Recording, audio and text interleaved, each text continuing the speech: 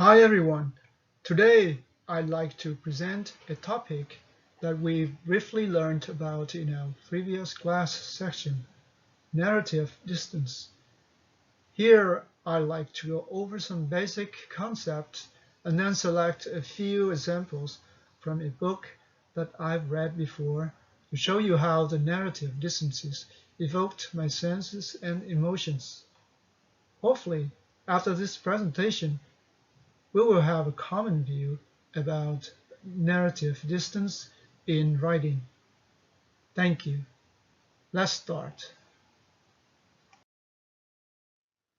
I will cover the following points in our presentation. First, definition of narrative distance. Second, what is point of view or POV? Third, methods of maneuvering narrative distance. And four, example of narrative distance.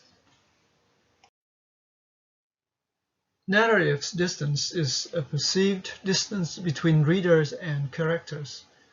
When the distance is shortened, the reader is closer to the character. When the distance is lengthened, the reader is farther from the characters. This concept will help create a view in an event to achieve whatever goal a writer needs. Remember, a writer has her authority to move the camera accordingly to get the best pictures. The reader sometimes can stay inside the character's head, looking to the outside, hearing and feeling the same way the character does, or can even move far away to look at the scene in a very wide camera angle. Because the narrative distance based on the point of view of POV, then what is POV?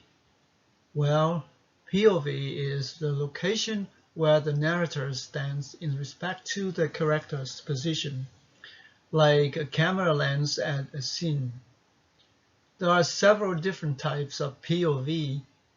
The first person POVs is when the character tells the story. The third limited person POVs is when the characters as she or he tells the story. There are also second person POV and first third persons omniscient POV.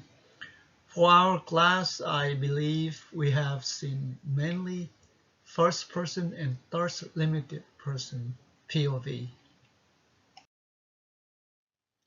In writing, we have ways to maneuver narrative distance.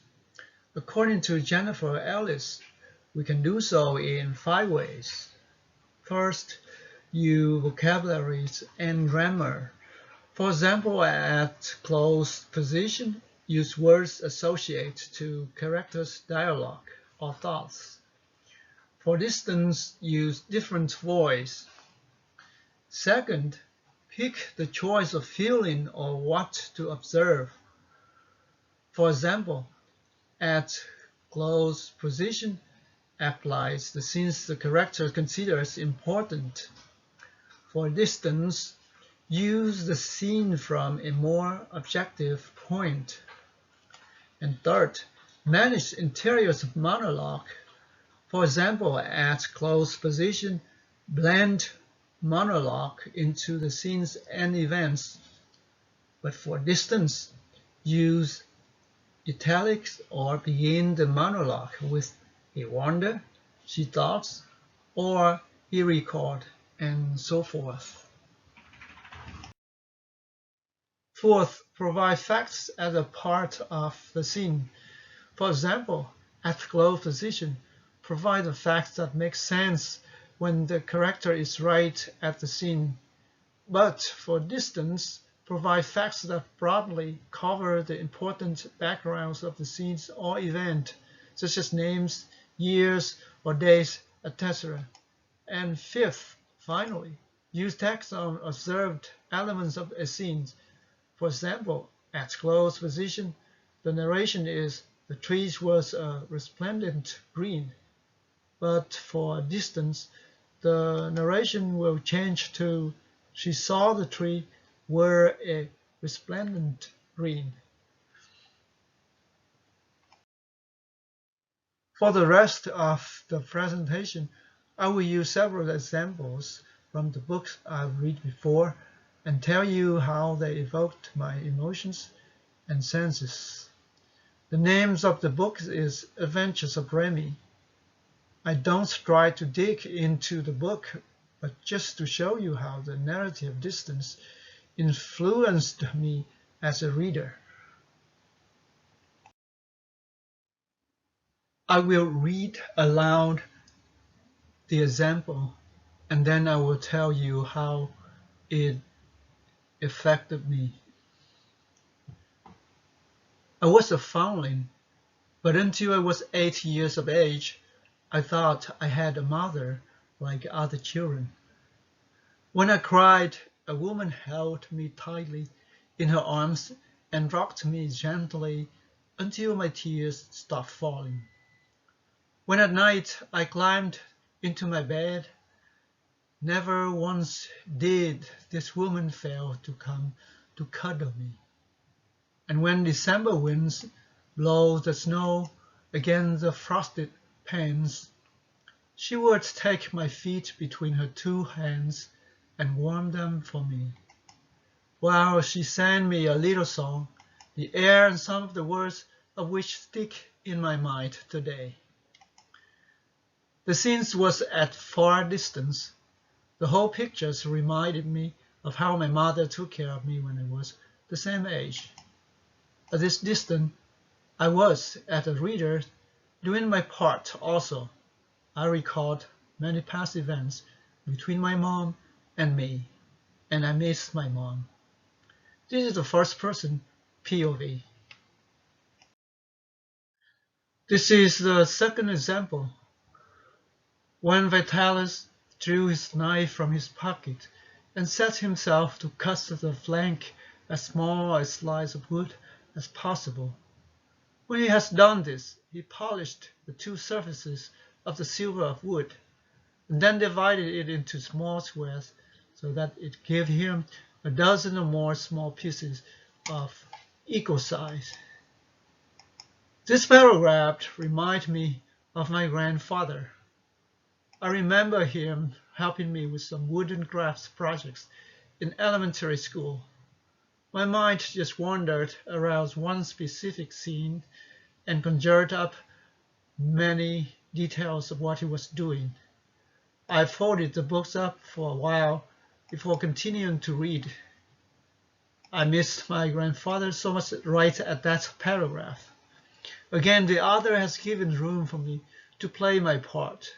This is the third person POV. And then the third example. The odor of the food almost made me faint and cruelly recalled the fact that I had eaten nothing the evening before. I staggered about somewhat wildly. My deadly weakness was written in my face. The paragraph showed me a deadly hungry boy that needed food to survive. I could imagine how his face looked and how badly he needed something to fill up his stomach. I wish, at that moment, I were there to give him food. This is the first person POV. And finally, the last example. Of what was I frightened? The silence probably, the night. Anyhow, a nameless fear was creeping over me. My heart beat quickly. I thought some danger was near. I glanced fiercely around me, and then in the distance I saw a great form moving amongst the trees. At this paragraph, a fear stepped up quickly in me as I felt sorry for his young age, very fragile to any attack, and wonder, meanwhile, what animal or living thing is moving toward him. Here, the narrator stayed inside the characters, snapping an instant shot, and I felt the same way the character feeling. I was tingling. My heart was racing. I thought some danger was around the corner where I was sitting. This very close distance narration evoked my thrilling sense nicely. Those examples have almost concluded the presentation. Here are the references for my presentation, including the links to the blogs that I've used and the book that I've read. This is the end of my presentation.